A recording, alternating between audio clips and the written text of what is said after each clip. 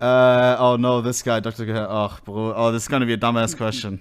Hello, hello, hello, hello, hello. Yo, yo, yo. What's your question, Dr. Gehan? How did you make your money if it's not too private? Huh? With CS? I mean, you have like 250k inventory. You had it before streaming, or kind of before streaming. There's no way you made all of that from Twitch. Of course not. What the? No. It's all trading. I talked about it many, many times. Is it that unbelievable? Listen, bro. You have to remember what were Keto 14s worth when like 3 years ago. My biggest move and my biggest like dub in life when it comes to any monetary things is boom. I bought what Dignitas Solo when it was worth 2,000, 3,000. Navi when it was worth 1,000. But how did you get 2k? Like, there's no way you traded up to from like let's say even a budget of 5k, which would be a lot for a student. Yeah. How did you go up to like 10, 15k to get all the Kato stickers? I did have, of course, there were some things that I did. I think I talked about it once before. I had some big You're jumps. in the Netherlands for a reason, yeah? Huh? To smoke weed? I don't smoke weed. Yes, of course, only weed. No, What do you mean? nothing else. Oh, nothing. Do you think I'm a drug dealer? No, of course not. You'd be way too nice. Listen. I did make some videos about it as well, no? Or I talked about it. It's actually, I guess, a good question. I didn't know that people actually wondered about it. I think in total into the game, I did put after Ecuador a lot in. I mean, now it's more because like over the past years, but let's say, let's go 1 year back before I bought more skins because I had now like more money with Twitch and everything. Like 30,000 total, 30,000. And yeah, making a 10x in CS with consistent trades. Bro, I know live CSGO.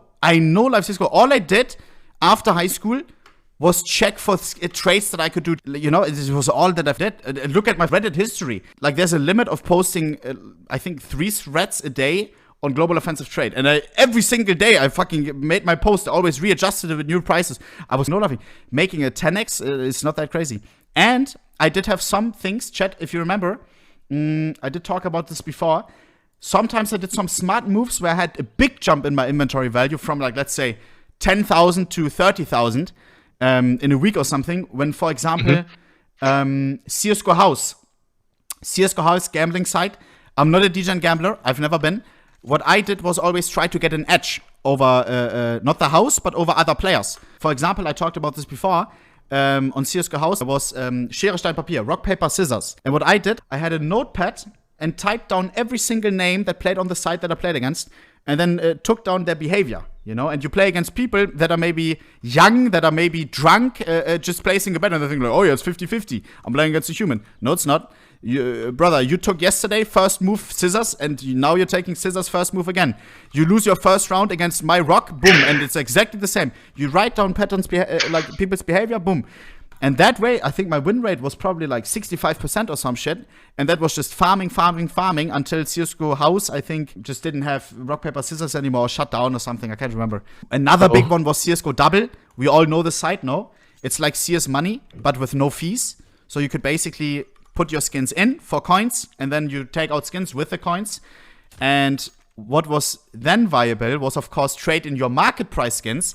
Let's say you have a Karambit Case Hardened that, of course, has not a blue play site, just a shit play site. Yeah, let's say this one is the play site.